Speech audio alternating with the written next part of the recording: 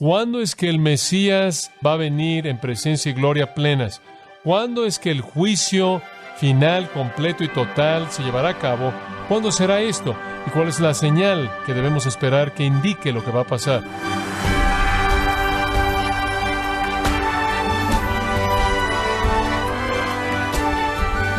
Gracias por acompañarnos en este su programa Gracias a Vosotros con el pastor John MacArthur. Conforme usted aprende acerca de los eventos escatológicos que tomarán lugar cuando Jesús venga, usted quizás se pregunte, ¿cómo pueden estas verdades futuras ayudarme hoy a caminar con Dios?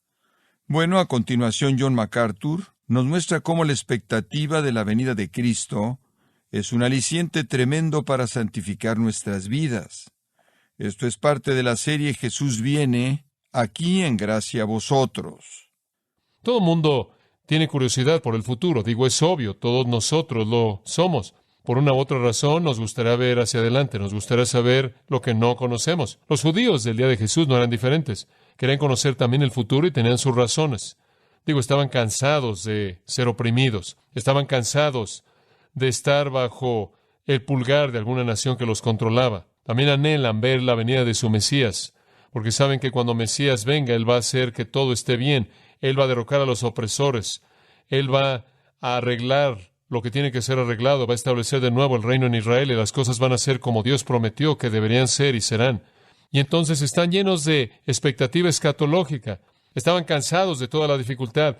Ahora, lo que lo trae al punto medular aquí es el versículo 38-39 del capítulo 23.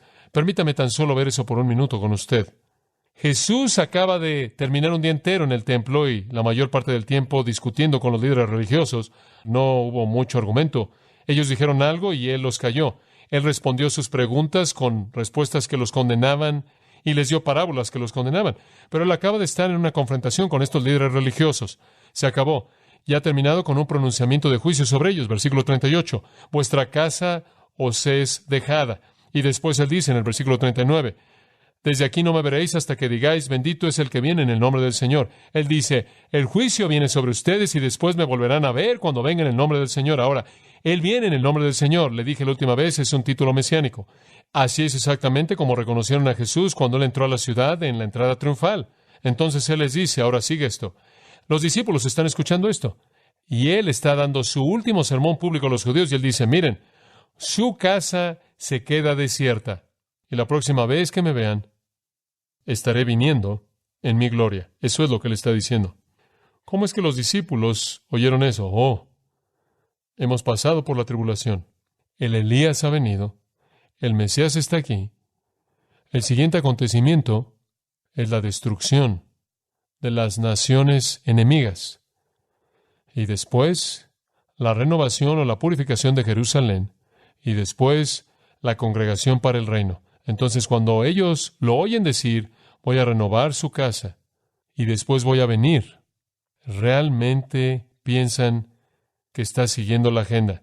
Y ellos esperan que suceda ahí, claro, la destrucción de las naciones que van a pelear contra Él. Ahora recuerde, Él pronunció su juicio final sobre la nación de Israel, pero Él motivó en el pensamiento de los discípulos todos estos pensamientos acerca de que aquí estamos.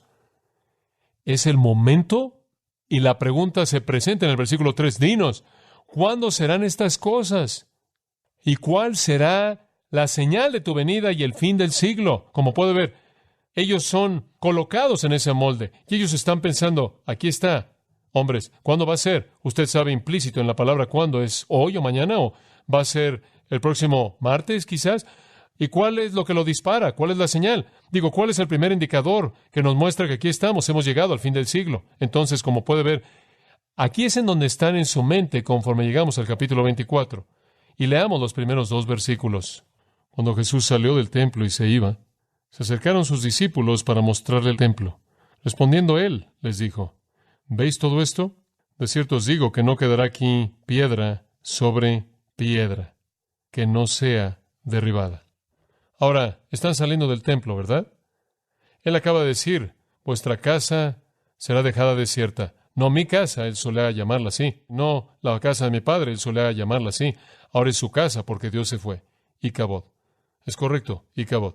La Ezequiel, capítulo 9, versículo 3, capítulo 10, versículo 4, capítulo 11, versículo 23. Vea cómo la gloria de Dios se va. Icabod. Dios no está ahí, no es la casa del Padre, no es mi casa, es su casa.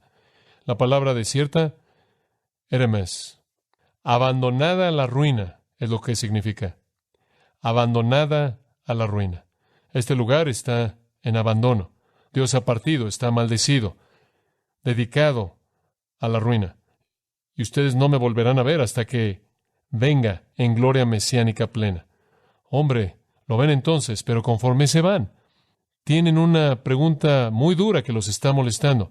Como puede ver, ellos son hombres comunes y corrientes del campo y ven este templo enorme y es más que un edificio, está rodeado por un muro, está en la parte de arriba de un monte. No sé si usted ha estado ahí, necesita entender. El templo estaba en la parte de arriba del monte y estaba ahí. Ahí hay un área enorme, plana, y en ese monte había un gran muro que lo rodeaba. Y dentro de ese muro habían varios edificios y eran parte del área del templo. Y todo estaba en cierta manera apoyado por un muro de contención, particularmente al sur y al oeste. Ese muro de contención iba hacia abajo y en cierta manera mantenía ese monte en su lugar. Había una pendiente natural en la parte oeste y una plana en la parte norte. Entonces, esa parte era apoyada. Entonces, colocaron estos muros enormes de contención en el sur y en el oeste y sostenía al monte del templo, el cual tenía muros que salían de ahí, allá, de tal manera que si usted estaba en la parte de arriba del muro, hasta la parte de abajo en donde el monte del templo estaba, y hasta la parte de abajo del muro de contención por fuera, había una distancia tremenda en la parte del sur. Ahí pudo haber sido el lugar al que Satanás llevó a Jesús y le dijo que saltara, porque era una caída tan tremenda. Y entonces esto era algo masivo, era más como un fuerte que nada más. Y entonces, conforme los discípulos están saliendo del lugar con Jesús, en el crepúsculo del día, sin duda alguna, están asombrados de esto. Están acostumbrados a lagos y a pequeños montes y pequeñas casas, y ni siquiera pueden concebir cómo esto pudo haber sido construido, quizás, aunque lo habían visto en muchas ocasiones. Es tan enorme, es tan inconcebible. Es imposible pensar que pueda ser construido, mucho menos que pueda ser destruido. ¿Se da cuenta? Vuestra casa os es dejada desierta, arruinada. Y en cierta manera se les quedó eso, tratando de entender exactamente cómo es que esto va a funcionar. Y entonces Jesús entiende lo que está en sus mentes. Marcos 13:3, un pasaje paralelo, dice que mencionaron grandes edificios. Lucas dice en el capítulo 21, versículo 5, los edificios estaban adornados de ofrendas. Entonces la gente había traído estos tesoros y estaban colocados por todos lados a su alrededor. Entonces estaba lleno de tesoro. Tácito dijo que era un lugar de riqueza inmensa. Los tesoros recolectados y acumulados de todos los judíos que los llevaron ahí. Y era una fortaleza excelente, Tácito dice. El Talmud babilónico dice que el que nunca vio el templo de Herodes, nunca vio un edificio elegante. Y Lucas dice que fue construido con piedras hermosas. De hecho, si usted estudia un poco de él, es increíble. Josefo nos cuenta que Herodes construyó el lugar. Herodes, por cierto, no era un judío y en cierta manera estaba en la mente de los judíos. El hecho de que su templo fue construido por un idumeo, y a ellos les gustaba pensar que el final será construido por alguien que no fuera el que no era un judío. No obstante, Herodes había construido un lugar bastante sorprendente. Por ejemplo, algunas de las piedras medían 12 por 3 por 3 metros, extraídas de la cantera para que encajaran perfectamente unas con otras. Eso es solo una piedra que era cargada, llevada. ¿Y cómo llegaron a elevar una piedra como esa, la cual podía pesar hasta 100 toneladas? Es difícil de entender. Y las elevaban en algunos lugares, de hecho, a varios metros de altura, simplemente muy altos, desde la parte de abajo del muro de contención hasta la parte de arriba que rodeaba el templo. Fue un proyecto enorme. Algunas de las piedras llegaban a medir hasta 24 metros de longitud. Una sola piedra cortada y cargada. Y los discípulos están saliendo y viendo esto y diciendo, ¿cómo es que esto va a ser derribado? ¿Y cómo es que este lugar tan ocupado, el centro de toda la vida, va a quedar desierto y abandonado a la ruina? ¿Cómo es que puede eso llegar a pasar? ¿Cómo es que esto puede ser? Entonces están dejando el templo, en cierta manera, rascándose la cabeza acerca de cómo esto va a quedar desierto. Pero su escatología les dice que así va a ser. Y va a haber un templo descrito por Ezequiel en el capítulo 40 al 48. Probablemente están pensando en eso. Simplemente no saben cómo es que esto puede pasar. Y entonces en el versículo 2 él dice, vean todas esas cosas. Vean todos esos edificios. Él lee sus mentes. Él sabe exactamente lo que están pensando. Se acercaron a él y le dijeron, mira todas esas cosas, mira todos esos edificios, todas esas piedras. Y ni siquiera llegan a la pregunta, él dice, sí, véanlos. Y después escuchen esto. De cierto os digo, que no quedará aquí una piedra sobre otra que no sea derribada.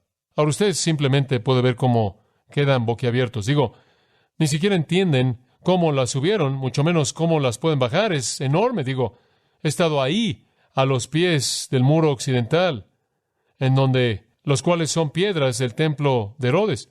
He estado en la esquina suroeste, en donde usted tiene estas piedras angulares del templo de Herodes, y han estado ahí desde el tiempo de Cristo, y no parece que pueda haber algo que las pueda mover. Ahora usted dice, bueno, ¿acaso eso no contradice esto? No, en absoluto, porque esas son las piedras que detienen el muro de contención. Esas no son las piedras del templo o el muro que lo rodea. Son las piedras del muro de contención que contienen el monte ahí. Y si fueran quitadas, usted sabe, el monte se caería. Pero Jesús simplemente dijo aquí que las piedras en ese lugar van a ser quitadas y no se va a quedar una sobre otra. Y eso es exactamente lo que pasó. Y usted lee Josefo de nuevo, y él dice que todo fue derribado al grado que usted nunca sabría, si usted visitara ahí, que alguien habitó el lugar. Derribaron todo los romanos, porque sabían que si iban a conquistar a los israelitas de manera eficaz, tenían que devastar de manera total toda su orientación religiosa. Y eso es exactamente lo que hicieron. Entonces Jesús dice que serán derribadas en una afirmación muy fuerte. No quedará aquí, es un negativo doble, ni siquiera una sobre otra. Quedará tan desierto y tan destruido y tan devastado, y eso es exactamente lo que pasó. Y esto, todo lo que esto va a hacer, se están diciendo a sí mismos, esto realmente está volviéndose emocionante. Jerusalén va a ser renovada. Aquí estamos. La tribulación, ya hemos pasado por esa parte. El precursor ha estado aquí. El Mesías está aquí. Él entró en esta entrada triunfal, se identificó a sí mismo. Y ahora podemos ver la purificación, la renovación del templo. Y claro, con ello la ciudad implícita. Todo esto está en sus mentes. Y hombre, conforme se van de ese lugar, sus cabezas simplemente están nadando en estos pensamientos. Y están tan llenos de esperanza. Y están bajando por la parte de atrás del monte del templo. Cruzan por el pequeño valle de Cedrón, en donde pasa el arroyo y el manantial, y suben por el monte de los olivos, y ahí suben, y cuando usted llegaba hasta arriba, usted descansaba, y entonces, conforme van subiendo hasta la parte de arriba, están formando su pregunta conforme avanzan, y Marcos nos dice que es Jacobo, Pedro, Juan y Andrés, los 4 más cercanos de los 12, que están formulando la pregunta para el resto, y para cuando llegan a la parte de arriba, se sientan, y usted puede imaginarse que están sentados ahí, conforme el sol se está poniendo en el oeste. Digo, es una vista espectacular, una de las más espectaculares en el mundo entero. Sentarse en el Monte de los Olivos y ver el sol ponerse sobre los edificios blancos de Jerusalén, construido en la actualidad de las mismas piedras de las que fueron construidas en esos días, y en muchos casos la misma arquitectura. Nada más que en esos días, en lugar del Domo de la Roca y la mezquita de Omar, brillando en la parte final en la que se pone el sol, habría sido el templo con el oro en la parte de arriba, y se habrían sentado en el monte y habrían visto esa estructura masiva, y habrían estado pensando, aquí está, hombres, todo se va a terminar aquí, todo va a llegar a un gran clímax. Estamos viviendo en este momento de gloria en la historia de Israel. Y entonces, a partir de esa pregunta en sus corazones, Pedro, Jacobo, Juan y Andrés se acercan al Señor, Marcos dice, y le hacen una pregunta, versículo 3. Y conforme él se sentó en el monte de los olivos, los discípulos vinieron y le dije, ¿cuáles? En privado. Ya no hay más ministerio público. Vienen solos y dijeron, y claro, probablemente significa que Pedro habló, porque Pedro siempre hablaba cuando había algo que debía decirse, leer el vocero. Y en nombre de todos ellos, en particular los 4 que estaban ahí, dinos, ¿cuándo serán estas cosas? Dicen, ¿qué cosas? Bueno, las cosas de las que él acaba de estar hablando. Bueno, ¿de qué acaba de estar hablando? La destrucción del templo, ¿qué más? La deserción de Jerusalén, versículo 38, ¿qué más? la venida en el nombre del Señor, versículo 39, vieron todo como un acontecimiento. El templo es destruido, la ciudad queda desierta, y el Mesías viene en su gloria. ¿Cuándo es que estas cosas? Y ahí ellos ven el juicio que Él va a traer sobre las naciones que pelean contra Él. Ven cómo se vuelve a congregar el pueblo de Israel de todo el mundo, el fin de la época actual y el establecimiento de su reino. Entonces ellos dicen, ¿cuándo serán estas cosas? ¿Y cuál será la señal de tu venida al final del siglo? Como puede ver, ellos conectan estas cosas con tu venida al final del siglo. Ellos no ven espacio alguno. La destrucción de Jerusalén es parte de todo. Entonces ellos simplemente, esto es lo más emocionados que han estado, creo yo, en todo el ministerio de Cristo. Digo, ¿cómo se sentiría usted si pensara que está viviendo en la llegada del reino de Jesucristo en cualquier momento y Él estuviera sentado ahí diciéndole que Él va a destruir el templo, va a dejar la ciudad desierta, y la próxima vez que usted lo ve, Él vendrá en gloria, viniendo en el nombre del Señor? Hombre, estaban emocionados. Y entonces presentan la pregunta. Y la pregunta es, ¿cuándo y qué?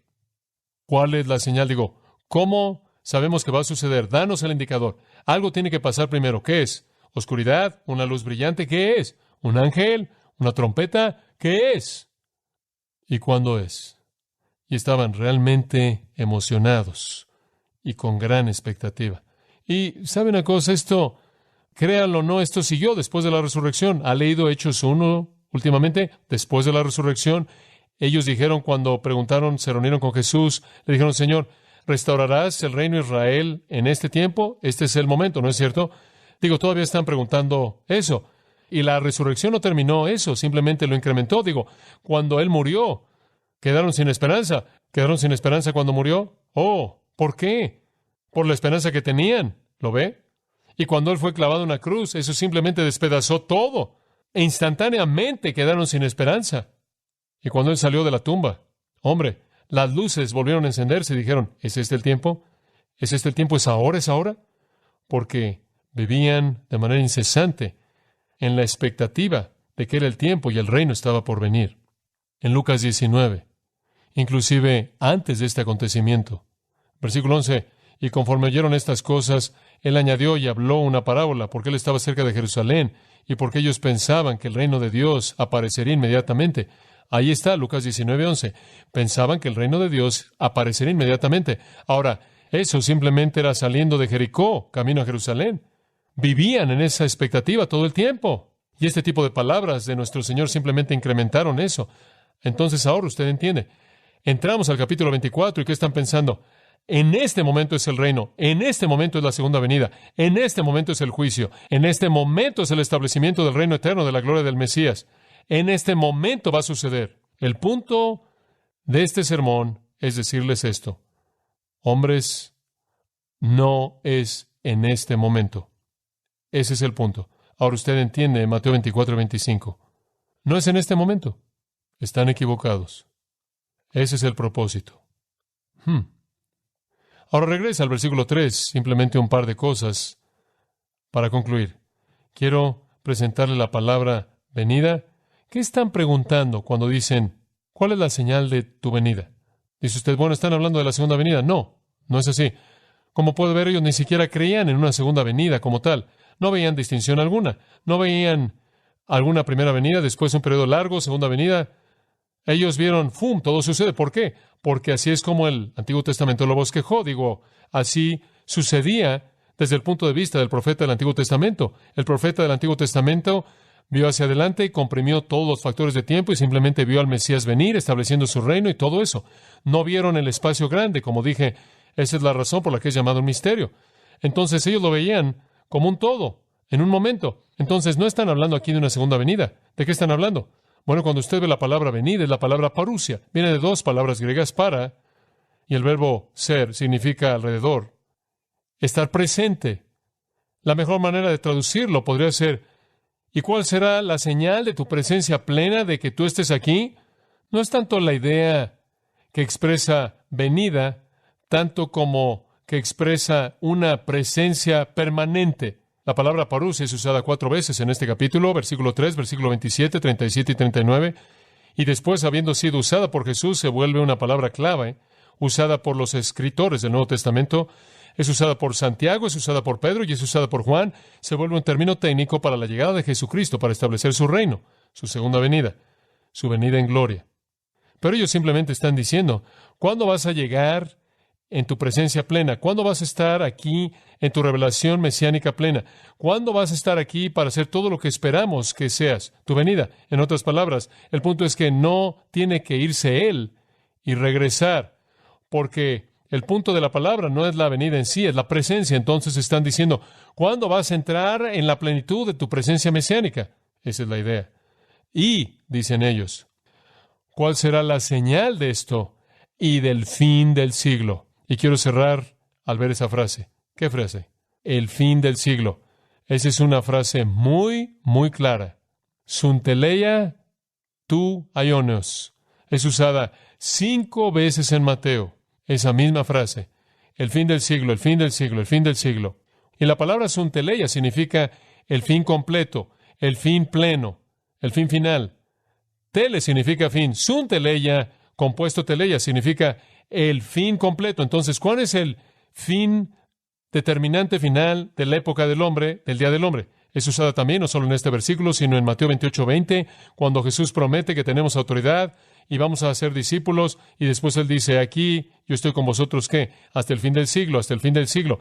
Hasta el fin completo estaré con ustedes, pero 3 veces más, y quiero que las vean. Mateo 13, véalas de cerca, muy importante. Mateo 13, versículo 39, la parábola del trigo y la cizaña, la mitad del versículo dice, la cosecha es el fin del siglo. El fin del siglo, entonces, es el tiempo de la cosecha de Dios, Jesús dice, y los que cosechan son los ángeles.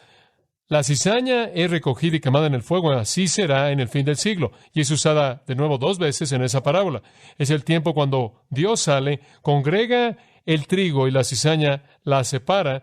La cizaña es recogida y quemada en el fuego, dice en el versículo 42, echadlos en el horno de fuego, en donde será el lloro y el crujir de dientes. Toma el trigo, los justos, y están brillando como el sol en el reino de su Padre. Entonces, el fin del siglo, para Mateo, es un término escatológico que significa el fin mismo de todo. Cuando Dios viene en juicio completo, final, definitivo, y toma a los incrédulos y los envía al infierno, y a los creyentes van a su presencia.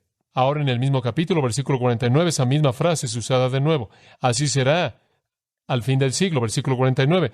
Los ángeles vendrán, separarán a los impíos de entre los justos, los arrojarán al horno de fuego, lloro y crujir de dientes. De nuevo es usada al fin del siglo, cuando el Señor separa. Ahí una gran red es aventada, pescan peces, y como un pescador trae una red con todo tipo de peces, y separa a los que se pueden comer y los que van a ser arrojados. Así Dios pesca a todos en una red, los jala, separa a los justos para llevarlos a la gloria, a los injustos para la condenación. Eso vuelve a suceder en el fin del siglo. Entonces, la pregunta de los discípulos tiene que ver con el fin del siglo. Es un tipo de pregunta definitiva. Ahora usted puede regresar a Mateo 24 por un momento. Le están haciendo entonces preguntas acerca de cosas finales, cosas definitivas. ¿Cuándo es que el Mesías va a venir en presencia y gloria plenas? ¿Cuándo es que el juicio final, completo y total se llevará a cabo? Cuando los impíos son condenados y enviados al infierno, y los justos son enviados a la gloria del reino. ¿Cuándo será esto? ¿Y cuál es la señal que debemos esperar que indique lo que va a pasar? Esa es su pregunta. Y en todos los acontecimientos hasta este punto, indican que están pensando en lo que llevó a esta pregunta. La respuesta del Señor comienza en el versículo 4. Muy bien, ahora escuche con atención. La respuesta del Señor comienza en el versículo 4 y desde el versículo 4 en adelante, escuche con atención. Él está respondiendo a su pregunta, y su pregunta tiene que ver con la venida plena de Cristo y el fin de la época del hombre, y esa es la pregunta que Él responde. Él no dice nada acerca de la destrucción de Jerusalén a partir de ahora. Eso estuvo afuera del discurso del Monte de los Olivos en el versículo 2, antes de que la pregunta llegó a ser preguntada. Ese juicio sobre Jerusalén fue para ese periodo de la historia, para ese tiempo y ese pueblo no regenerado impío que rechazó a Cristo. Y es solo un ejemplo pequeño del tipo de juicio que Dios va a traer al fin del siglo, cuando el Mesías venga en gloria plena y en presencia plena. Y entonces lo que Él les está diciendo es, miren, lo que han visto no es el fin del siglo. Lo que han visto no es preliminar para la venida plena del Mesías en gloria. Permítanme mostrarles lo que es la indicación de su venida plena. Permítanme mostrarles cuáles son las señales de su segunda venida. Permítanme mostrarles lo que indica el fin del siglo, y ese es el tema del sermón en el discurso del Monte de los Olivos. Los toma de dónde están a cómo será el tiempo cuando el Señor venga. Y entonces Él los levanta de su momento histórico y los lleva al futuro lejano, un futuro en el cual no hemos entrado aún, y describe todos los acontecimientos que rodean la venida del Señor Jesucristo. Y eso es lo que vamos a ver conforme llegamos al versículo 4 en nuestro próximo estudio.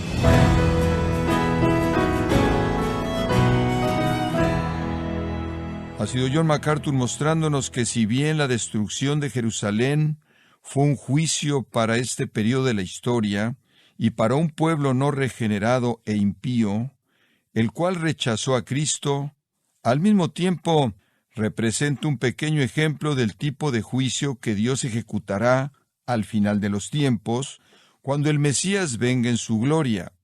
Estamos en la serie Jesús viene, aquí en gracia a vosotros.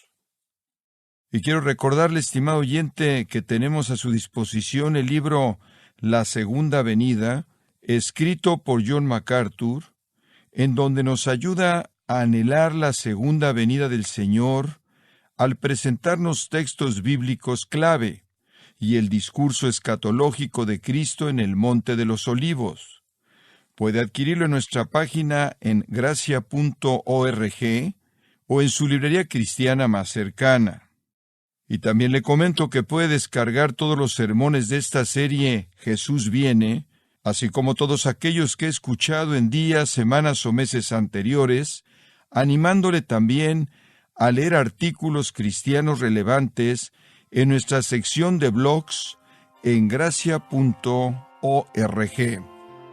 Si tiene alguna pregunta o desea conocer más de nuestro ministerio, como son todos los libros del pastor John MacArthur en español, o los sermones en CD que también usted puede adquirir, escríbanos y por favor mencione la estación de radio por medio de la cual usted nos escucha en gracia a vosotros. Es importante conocer no solo el país y ciudad de donde usted nos escucha, sino también la radio. Para quienes contactan nuestro ministerio por primera vez, pueden solicitar una copia del mensaje de promoción sin costo alguno, un mensaje por oyente únicamente.